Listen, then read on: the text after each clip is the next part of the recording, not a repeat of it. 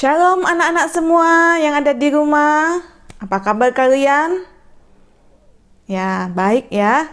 Puji Tuhan, kita sampai saat ini Tuhan masih menjaga dan memelihara kita. Nah, kita hari ini Kita mau mendengar cerita firman Tuhan, ya. Sebelumnya kita berdoa dulu yuk. Lipat tangannya, tutup matanya, kita berdoa. Tuhan Yesus yang baik, terima kasih untuk hari ini. Terima kasih kami diberi kesehatan.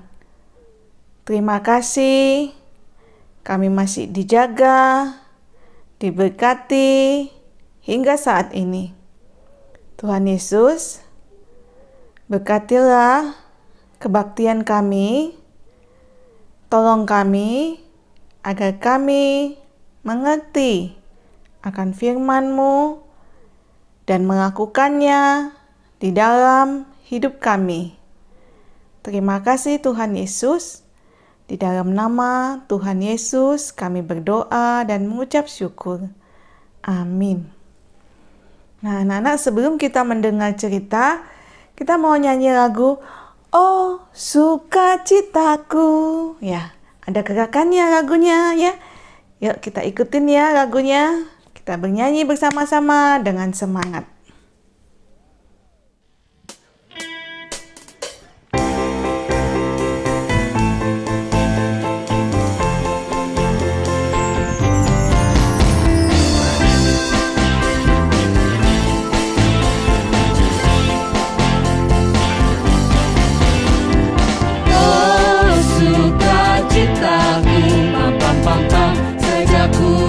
Yesusku, oh sukacitaku, pam pam pam pam, ku temukan juru selamat. Dia mengasihi aku, bahkan mati bagiku. Sukacitaku kini penuh. Padanya ku berharap, pada Yesus Allah yang hidup. Padanya ku berserah, Dia sumber kehidupanku.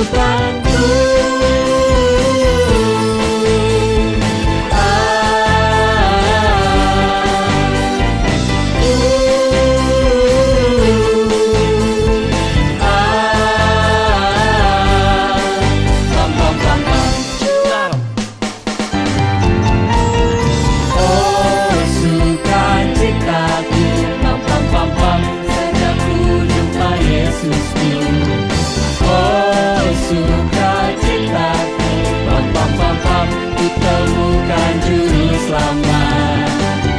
Dia mengasihi aku, bahkan mati bagiku.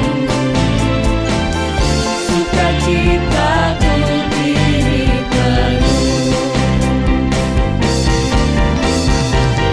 Padanya ku berharap, pada Yesus Allah yang hidup. Padanya ku berserah, Dia sumber kehidupanku.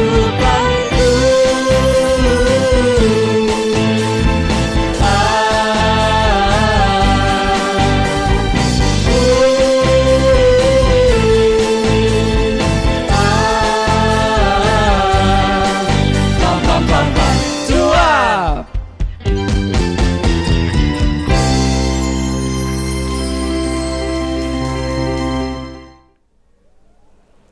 Nah, baiklah, kini saatnya kita mendengar cerita firman Tuhan. Kita dengarkan dengan baik ya. Cerita hari ini tentang raja baru yang diurapi. Dari 1 Samuel pasal 15 ayat 1 sampai 23 dan pasal 16 ayat 1 sampai 13. Nah, anak-anak masih ingat cerita minggu lalu? Raja Saul ditolak karena tidak taat kepada Tuhan. Walaupun dia masih menjadi raja, tetapi dia tidak memiliki kuasa dari Tuhan. Nabi Samuel berkata, "Karena engkau tidak taat, maka mulai hari ini jabatan raja sudah berpindah dari tanganku kepada orang yang sudah Tuhan tentukan menggantikanmu." Samuel sangat sedih. Dia berdoa kepada Tuhan karena Raja Saul telah mengecewakan hati Tuhan. Siapa yang akan memimpin bangsa ini? Samuel sudah tua, sedangkan anak-anaknya tidak bisa diandalkan dan tidak hidup seperti Samuel yang taat. Lalu Tuhan berkata, "Samuel, jangan bersedih. Pergilah ke Bethlehem karena aku akan menunjukkan calon raja pengganti Saul." Pergilah Samuel ke Bethlehem dengan alasan akan mempersembahkan korban supaya Saul tidak curiga kepadanya. Maka orang-orang Bethlehem sangat terkejut. "Ada apa ini? Kenapa Bapak datang ke sini? Apakah ada berita sukacita?" tanya mereka. "Ya, ada berita damai dan sukacita," jawab Samuel. Lalu Samuel mempersembahkan korban kepada Tuhan dan mengundang keluarga Isai untuk datang. Maka Isai pun datang bersama anak-anaknya. Ketika Samuel diperkenalkan kepada Eliab, anak sulung Isai, Samuel pikir dialah orangnya. Tapi ternyata Tuhan berkata, "Janganlah pandang parasnya atau perawakannya yang tinggi, sebab aku telah menolaknya. Bukan yang dilihat manusia yang dilihat Allah. Manusia melihat apa yang di depan mata, tetapi Tuhan melihat hati."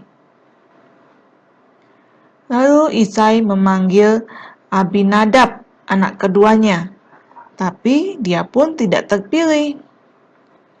Kemudian Syama, ia juga bukan.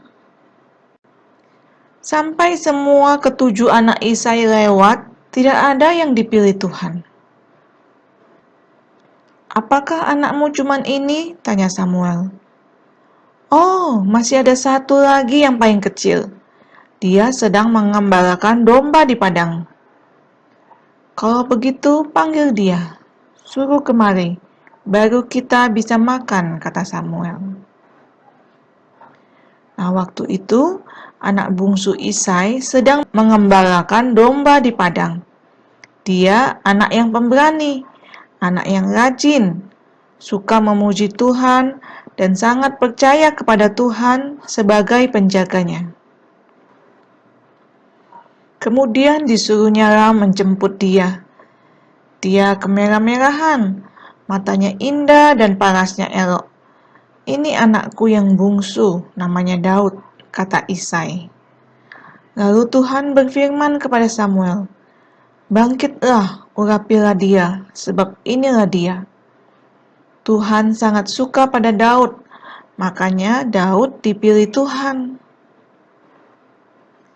Lalu Nabi Samuel mengambil tabung tanduk yang berisi minyak itu dan mengurapi Daud di tengah-tengah saudaranya.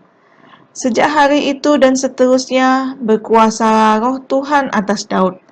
Pengurapan raja turun atas Daud sejak saat itu. Anak-anak, mengapa Daud sangat disukai Tuhan? Yang pertama, karena Daud suka memuji Tuhan. Banyak mazmur yang Daud tulis berisi pujian kepada Tuhan. Lalu Daud juga percaya kepada Tuhan sebagai penjaganya. Itu sebabnya dia sangat berani menghadapi binatang buas saat di padang mengembalakan domba. Dan yang ketiga, Daud adalah anak yang rajin, bukan pemalas. Dia rajin membantu ayahnya. Anak-anak, kamu pun bisa seperti Daud, diurapi dengan kuasa Allah. Ayo, siapa yang mau diurapi Allah dan menjadi anak kesayangannya? Kalian mau? Mau ya. Kalau begitu, kita akan berdoa dengan sungguh-sungguh, ya. Berdoa kepada Tuhan dan percaya kepada Tuhan, dan juga jadilah anak yang rajin.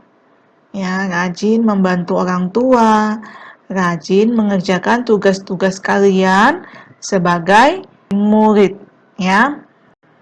Ayat Alkitab kita dari 1 Samuel pasal 16 ayat 7b, manusia melihat apa yang di depan mata, tetapi Tuhan melihat hati. Nah, anak-anak, ya, Tuhan melihat hati kalian. Apakah kalian sungguh-sungguh percaya kepada Tuhan? Apakah ketika kalian berdoa itu sungguh-sungguh? Nah, Tuhan mengetahuinya, ya.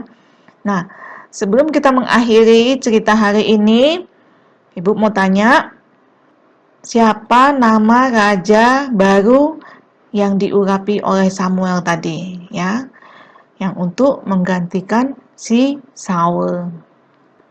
Nah, baiklah anak-anak, sampai di sini dulu cerita Lause. Sampai jumpa, Tuhan memberkati.